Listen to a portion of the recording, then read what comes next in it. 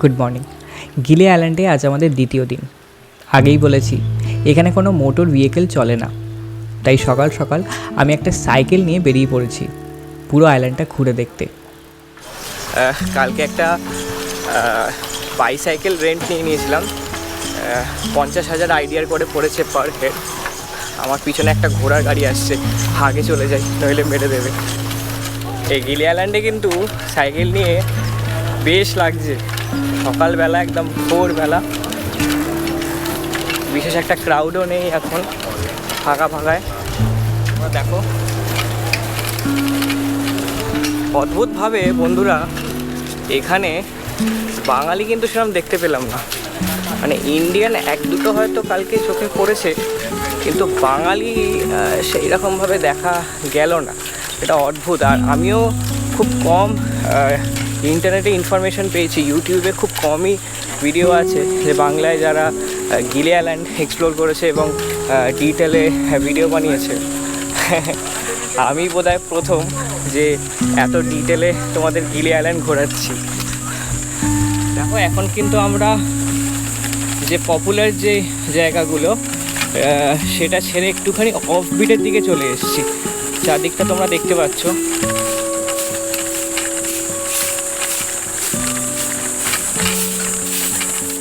তোমরা গিলি আইল্যান্ডে কিন্তু অবশ্যই এসো, আমি আবারও বলছি বালি কিন্তু খুবই ওভাররেটেড হয়ে গেছে আর খুবই এক্সপেন্সিভ। আর একটা কথা তোমাদের একটা ইনফরমেশন দিয়ে রাখি, সেইটা হলো বালির তুলনায় গিলি আইল্যান্ডে কিন্তু জিনিসপত্রের দাম কম। অনেক লোকেই হয়তো ভাববে রিমোট একটা আইল্যান্ড, এইখানে হয়তো জিনিসপত্রের খুব একটা আগুন ছোঁয়া দাম হবে, কিন্তু সেই দামটা কিন্তু একদমই না।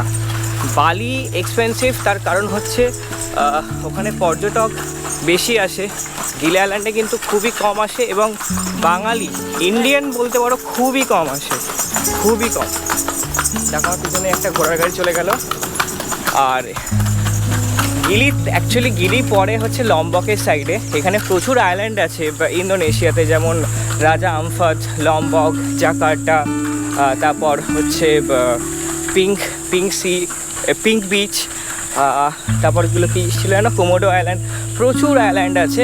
বালি হচ্ছে অন্যতম, ঠিক আছে। আর বালিটাই খুবই মানে পপুলার, তার জন্য এখানে রেটটাও বেশি সব জিনিসপত্র। কিন্তু কালকে আমরা ডিনার করলাম, আমাদের তিনজনের 1,70,000 আইডিয়ারের মধ্যে সব কমপ্লিট হয়ে গেল। আর এখানে গিলি মার্ট, যেই ছোটো ছোটো মুদিখানার দোকানগুলো আছে, মুদিখানা ঠিক বলবো না, মানে এখানে সুপার মার্কেট যেগুলো আছে সেইগুলো কিন্তু খুবই রিজনেবল প্রাইসে তোমাদের জল এখানে বিক্রি করবে। হ্যাঁ, জল নিয়ে একটা কথা বলে রাখি, এখানে কিন্তু কোথাও তোমাকে রেস্টুরেন্টে বা কোথাও কমপ্লিমেন্টারি জল ফল দেবে না, জল তোমাকে আলাদা করে পারচেস করতে হবে। এটা আমাদের ইন্ডিয়াতে নেই, ইন্ডিয়াতে আমাদের যেরকম জল কমপ্লিমেন্টারি, এখানে কিন্তু সেই রকম না, এখানে জল কমপ্লিমেন্টারি না। তোমার যদি মনে হয় তুমি জল কিনবে, তোমাকে আলাদা করে পারচেস করে কিনতে হবে। আর বলতে বলতেই আমরা একদম নিরিবিলি, দেখো কি সুন্দর চারদিকটা, একদম নিরিবিলি, কেউ নেই, আমরাই, বেশ লাগে। আর এখানে খাওয়া দাওয়া কিন্তু খুব ভালো। হ্যাঁ, একটা কথা বলতে পারি কি, ইন্ডিয়ান ফুড যদি তোমরা নাও তাহলে কিন্তু অনেকটাই বেশি পড়ে যাবে, খুব এক্সপেন্সিভ। এখানে চেষ্টা করো যাতে এখানকার ইন্দোনেশিয়ান যে খাবারগুলো সেইগুলো যাতে তোমরা ট্রাই করতে পারো। আমার মনে হয় যে বাইরে বেরিয়ে যেই দেশে যাচ্ছি সেই দেশের নিজস্ব খাবার ট্রাই করা উচিত। আচ্ছা, আমরা যে আইল্যান্ডটার পুরো চারদিকে ঘুরছি তার একটাই প্রমাণ সূর্যর পজিশনটা। আগে ছিল কিন্তু এই দিকে, এখন চলে এসছে এই উপরে। আমরা কিন্তু পুরো গোল ঘুরলাম আমাদের আইল্যান্ডটা, খুবই অল্প একটা আইল্যান্ড, ছোট্ট একটা আইল্যান্ড। 45 মিনিটের মধ্যে পুরো আইল্যান্ডটা কভার হয়ে যায়। আর এখন আমরা আমাদের হোটেলের দিকে যাচ্ছি, মানে আমরা কিন্তু একটা পুরো রাউন্ড ট্রিপ নিলাম, মানে ওই দিক থেকে শুরু করলাম, আমরা আবার এই দিকে চলে এলাম। এইটা তোমরা কিন্তু গিলি আইল্যান্ডে এলে করতে পারো, এই জিনিসটা খুব সুন্দর লাগে। সামনে একটা ঘোড়ার গাড়ি আসছে, বাবা দাঁড়িয়ে যাই। তো আমাদের বাইসাইকেল রাইড ওভার, এইবার আমরা ব্রেকফাস্ট করব আমাদের হোটেলেই, আমাদের অ্যাকোমোডেশনের সাথে ব্রেকফাস্ট ইনক্লুডেড। তো ওই জন্য যাই ব্রেকফাস্ট করতে, দেখি কীরকম কী ফ্যাসিলিটিস আছে। কি কি দিয়েছে ব্রেকফাস্টে? কি নিয়েছিস? আচ্ছা, স্ক্র্যাম্বলড এগস অন টোস্ট নিয়েছি। আরও আছে মেনুতে, অপশনস আছে? অপশান আছে। ওকে, what are the options we have for breakfast? Upset? তো এখানে ব্রেকফাস্ট অপশনস অনেক কিছু অ্যাভেলেবেল আছে। তার মধ্যে ব্যানানা, চকলেট, পাইনাপেল, প্যানকেক আছে, চিজ টোস্ট আছে, তারপর omelette, fried egg with toast, basic যেইগুলো থাকে কমপ্লিমেন্টারি ব্রেকফাস্ট হিসেবে।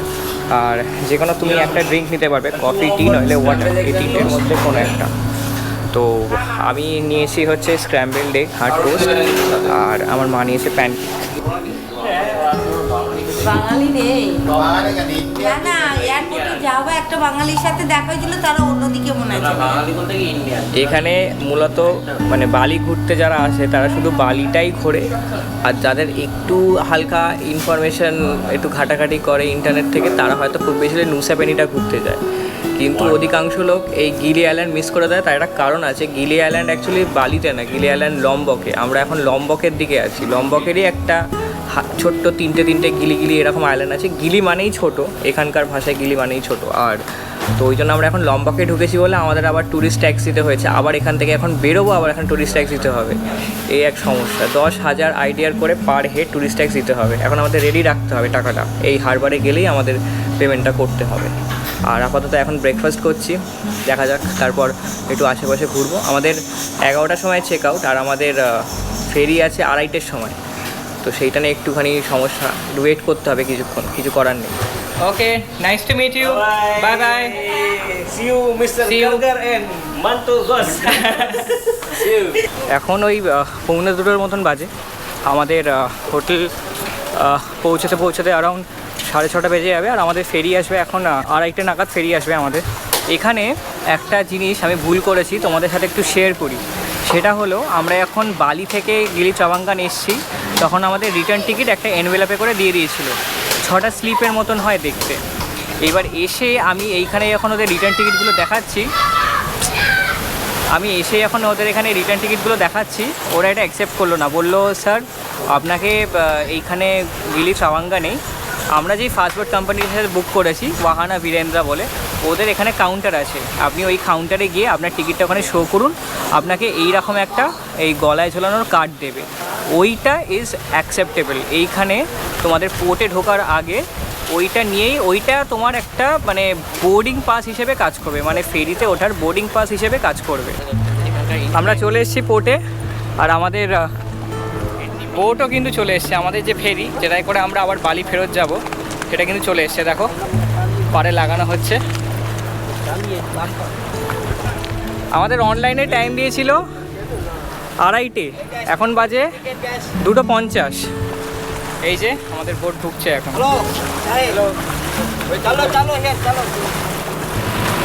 শেষবারের মতন জলের কালারটা দেখে নাও তোমরা বন্ধুরা। কি রং জলের!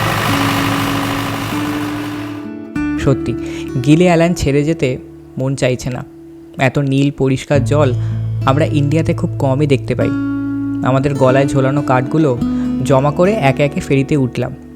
তারপর শুরু হলো গিলি থেকে বালির পাদাংবাই পোর্ট ফেরার যাত্রা। আমাদের এই ফাস্টফুডটা মেনলি 3 জায়গায় দাঁড়াবে। প্রথমে হচ্ছে গিলি ট্রাওয়াঙ্গান, তারপর গিলি এ, তারপর গিলি মেনো। 3 জায়গা থেকে লোক তুলে আমাদের নিয়ে যাবে হচ্ছে পাদাংবাই বালিতে। কালকেও ঠিক একই জিনিস হয়েছিল, আমরা বুঝতে পারিনি, কারণ গিলি ট্রাওয়াঙ্গানে প্রথমেই নামিয়েছিল, তারপর নামাবে গিলি এর, গিলি মেনো, ঠিক একইভাবে। আজকে আমাদের প্রথমে তুলেছে সবার, তারপরে এই যে এখন গিলি এরে এলাম, এরপর গিলি মেনোতে যাবে। আমরা অল্প একটু ঘুমিয়ে নিলাম, তারপর আবার আমরা একটু ছাদে এসেছি, আমাদের ক্রুজের ছাদে। এখন একটু পরেই সানসেট হবে, বুঝতে পারছো। অসাধারণ লাগছে, অসাধারণ ভিউটা দেখো তোমরা। দারুণ দারুণ, ফ্যান্টাস্টিক। যাওয়ার সময় কিন্তু এত জলের ছিটে আসেনি, এখানে কিন্তু প্রচণ্ড জলের ছিটে আসছে। আমার মনে হয় এখন জোয়ারের সময়, সেই জন্য, আর আমরা জোয়ারের আগেনস্টে যাচ্ছি, সেই জন্য এত জল ছিটছে। আর আমাদের যখন আমরা ফিরছি, মানে আজকে প্রচণ্ড রাফ চলেছে আজকে আমাদের ফেরি, প্রচণ্ড রাফ, মানে এইরকম দুলেছে, দারুণ লাগছে, বিভৎস মজা হচ্ছে।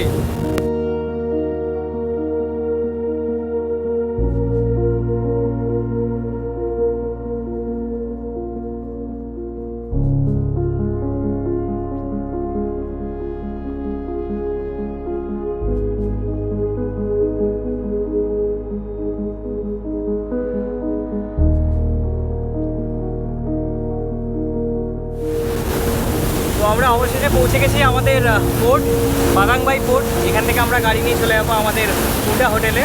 এই দেখো টার্ন নিচ্ছে গাড়ি। এই আমরা চলে এলাম আমাদের পোর্টে।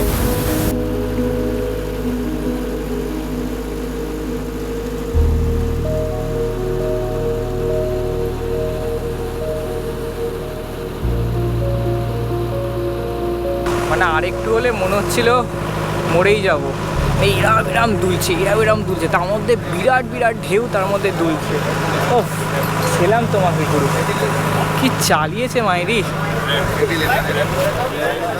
আর এই দেখো পাদাংবাই পোর্টে এলেই তোমাকে সব ট্যাক্সিওয়ালারা ঘিরে ধরবে এখান থেকে, কোনো চিন্তা করতে হবে না। যদিও আমাদের বুক আছে, আমাদের ট্যাক্সি বুক আছে, তাও তোমাকে এরমভাবে ঘিরে ধরবে। দেখতে পাচ্ছ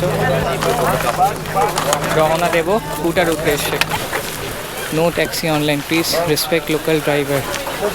ওকে, এদের এখানে না মেবি একটা কোনো প্রতিবাদ চলে, এই গ্র্যাব গোজেককে এরা খুব একটা প্রাধান্য দেয় না। আমরা বেরোতেই আমাদের ড্রাইভার কিন্তু আমাদের জন্য ওয়েট করছিল। আমি ভাবলাম হয়তো বীরেন্দ্র, এই ওয়ানা বীরেন্দ্র ওই অফিসে যেতে হবে একে পেতে হলে, বাট এ দেখলাম অলরেডি ওয়েট করছে আমাদের জন্য। তা আমরা উঠে পড়বো এবারে আমাদের সেম গাড়ি, কালকে যেই গাড়ি করে এসেছিলাম সেই গাড়ি করেই আমরা আবার ফেরত যাবো এখানে। নাইস, এখানে কিন্তু সার্ভিস প্রচণ্ড ভালো, মানে কোনো ডিলে নেই কোনো কিছুতে। হয়তো 1-8 ঘন্টা ডিলে হলেও আমাদের নামানোর কথা ছিল 6:30, এখন কটা বাজে দেখি, বাহ 5টার মধ্যে নামিয়ে দিয়েছে, 1.5 ঘন্টা আগে নামিয়ে দিয়েছে। যাই হোক, আমরা 6:30-7টার মধ্যে পৌঁছে যাবো। আজকের পর্ব এতটাই। আমরা এখন ফেরত যাব আমাদের কুটার হোটেলে। আগামীকাল এখান থেকে চেক আউট করে আমরা সেন্ট্রাল বালি অর্থাৎ উবুদ ঘুরে দেখব। তারপর উবুদের একটা হোটেলে থেকে আগামী 3 দিন বালির বাকি অ্যাট্রাকশনসগুলো আমরা এক্সপ্লোর করব। সেই ভিডিও নিয়ে আসছি নেক্সট এপিসোডে। আজকের মতন এতটাই, দেখা হচ্ছে পরের এপিসোডে।